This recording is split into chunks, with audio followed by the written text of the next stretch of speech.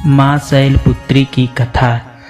नवरात्रि के 9 दिन भक्ति और साधना के लिए बहुत पवित्र माने गए हैं। पहले दिन माँ शैलपुत्री की पूजा की जाती है।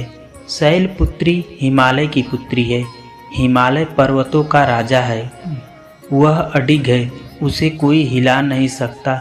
जब हम भक्ति का रास्ता चुनते हैं तो हमारे मन में भी भगवान के लिए इसी तरह का अडिग विश्वास होना चाहिए, तभी हम अपने लक्ष्य तक पहुंच सकते हैं। यही कारण है कि नवरात्रि के पहले दिन माँ शैलपुत्री की पूजा की जाती है। माँ शैलपुत्री की कहानी। माँ शैलपुत्री सती के नाम से भी जानी जाती है। इनकी कथा इस प्रकार है। एक बार प्रजापति महाराज जक्ष ने यज्ञ करवाने का फैसला किया। इसके लिए उन्होंने सभी देवी देवताओं को निमंत्रण भेज दिया, लेकिन भगवान शिव अपने दामाद को नहीं बुलाया।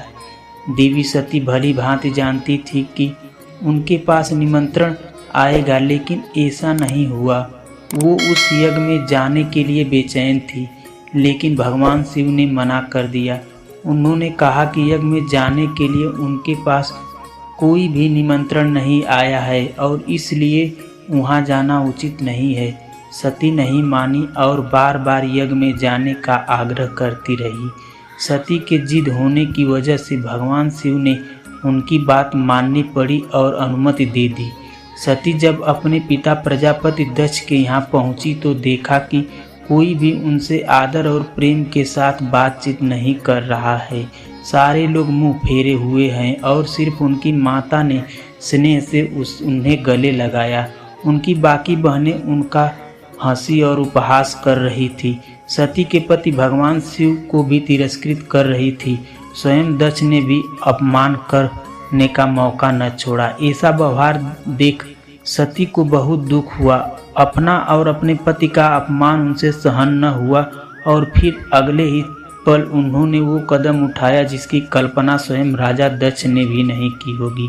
सती ने उसी यज्ञ में अग्नि में खुद को स्वाहा कर अपने प्राण त्याग दिए। भगवान शिव को जैसे ही इसके बारे में पता चला तो वो दुखी हो गए। दुख और गुस्से की ज्वाला में जलते हुए भगवान शिव ने रुद्र रूप धारण कर उस यज्ञ को ध्वस्त कर दिया।